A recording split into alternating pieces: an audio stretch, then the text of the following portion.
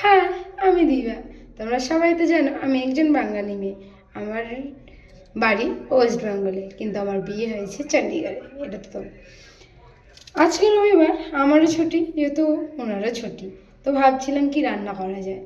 ভাবতে ভাবতে হঠাৎ মনে পড়লো বাড়ির কথা। রবিবার হলেই বাঙালি বাড়িতে মাছ মাংস, এটা তো কমন। মানে বাঙালি বাড়ি মানে মাছ মাংস হবে না সেটা হয়ই না। আর এখানে পাঞ্জাবি বাড়ি, মানে জানো কি রিটেডি রাজমা চাওয়াল, একদম আমার পছন্দই না। আমি রাজমা একটুও খেতে পারি না। আর এখানে রাজমা চাওয়াল পেপার মানে এত টেস্টি, কেন যে তো ভালো লাগে আমি বুঝতে পারি না। আমার ভালো লাগে না, তো আমি বানাইও না। যেহেতু আমরা দুজন থাকি, তাই আমি ট্রাই করি বেশিরভাগটাই বাঙালির মতন খাওয়া দাওয়া করার চেষ্টা। কিন্তু বাঙালির মতন খাওয়া দাওয়ার চেষ্টা অনেক কিছুই এখানে পাওয়া যায় না। 90% জিনিসই এখানে পাওয়া যায় না যেটা বাঙালির খুব পছন্দ। তো আমার কি হয়, যেটুকু পাওয়া যায় সেটুকুর মধ্যে চেষ্টা করতে হয় কি না করি এখানে বাংলার।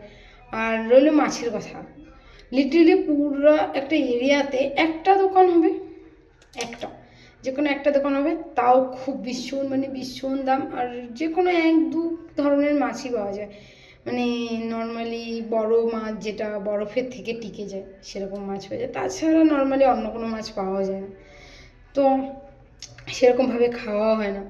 খুব মিস করি নিজের জায়গা, খাওয়া দাওয়াটাকে। এখন ভাবি যে বাড়িতে থাকলে এখন এটা দিয়ে খেতে পারতাম, এখন এটা মাছ খেতাম, ওটা মাছ খেতাম।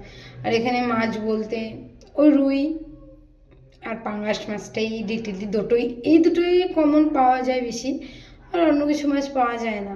আর যদিও আনতে যেতে হয় তো অনেকটা দূর, মানে যাওয়া আসা একটা জার্নি হয়ে যাবে, এতটা দূর মাছ পাওয়া যায়। সেরকমভাবে খাওয়াও হয় না। বাড়িতে থাকলে সেই জিনিসটা হতো না, যেহেতু বাড়ি আমাদের বাজারের সামনেই বাড়ি ছিল। মিস করি অনেক।